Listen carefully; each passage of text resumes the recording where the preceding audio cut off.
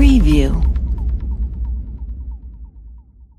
Trump calls China and reassures Guam's governor. Japan deploys a missile interception system to 4 locations. CNN. U.S. President Donald Trump called the leader of China and spoke with the governor of Guam on Friday amid mounting tensions with North Korea.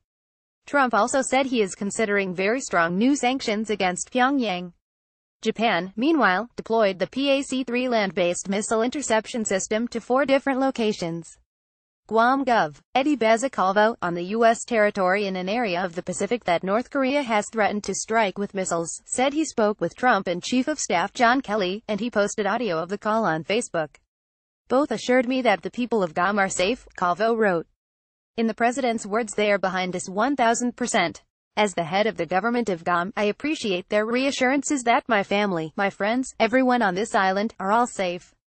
North Korea's estimated splashdown of missiles aimed toward Guam would place them just outside Guam's 12 nautical mile territorial waters. Guam's Homeland Security Advisor, George Charforos, said Friday it would take 14 minutes for a missile fired from North Korea to reach Guam. In Japan, the Defense Ministry deployed the missile interception system to military bases in 4 prefectures, video from the 4 locations showed Saturday. The prefectures sit in a line between North Korea and Guam. Pyongyang identified 3 of the prefectures as the regions over which its missiles would fly on the way toward the U.S. territory. Meanwhile, Trump stood by his bellicose rhetoric on North Korea on Friday, saying leader Kim Jong-un will truly regret it and he will regret it fast if he issues an overt threat, or attacks Guam or a U.S. ally. This man will not get away with what he is doing, Trump told reporters. If he utters one threat in the form of an overt threat, or if he does anything with respect to Guam, or any place else that is an American territory or an American ally, he will truly regret it and he will regret it fast. Trump calls China. Chinese President Xi Jinping called for restraint during a phone call Saturday with President Trump over the escalating tensions with North Korea.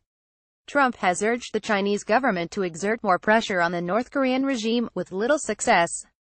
During the call, Trump also informed Xi that he plans to direct his administration on Monday to investigate Chinese trade practices, a senior administration official told CNN. North Korea threats berating from North Korea has dominated Trump's 17-day working vacation in New Jersey.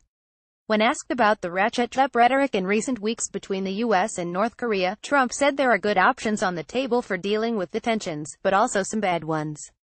Hopefully it will all work out, Trump said before the call with Xi. Nobody loves a peaceful solution better than President Trump, that I can tell you. But this has been going on for many years. Would have been a lot easier to solve this years ago, before they were in the position they are in. But we will see what happens. We think that lots of good things could happen and we also could have a bad solution.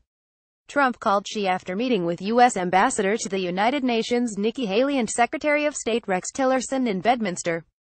Earlier in the day, Trump issued a warning to North Korea. I hope they are going to fully understand the gravity of what I said. And what I said is what I mean, Trump said, adding that the significance of his words was pretty obvious and his administration is looking very carefully at possible future actions against North Korea. Foreign policy and national security experts have raised questions about Trump's threatening response to North Korea, noting that past administrations have tried to avoid the president commenting on North Korea's threats in order to avoid giving them credibility.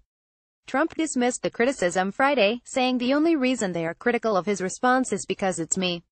If somebody else uttered the exact same words that I uttered, they would say what a great statement, what a wonderful statement, Trump said, adding that there are tens of millions of people in this country that are so happy with what I am saying.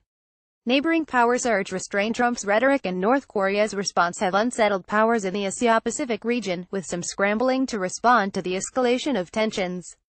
Neighboring powers urged restraint. Russia called on the Trump administration to keep calm, and Friday, Russian Foreign Minister Sergei Lavrov told state media that his country was working with China on a double freezing plan to address the threat.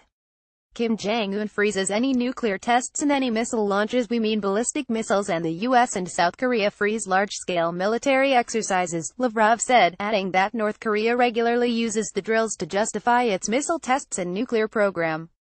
Other foreign leaders raised questions about whether there was a military option in North Korea. German Chancellor Angela Merkel said Friday that an escalation of rhetoric will not contribute to a solution of the conflict in North Korea. I do not see a military solution to this conflict, she added. Trump praised Merkel on Friday as a very good person, but said she was speaking for Germany, not the United States. CNN's Angela Dewan, Josh Berlinger, Charisse Pham, Junko Ogura and Steve Brusk, and journalist Yumi Shioda, contributed to this report.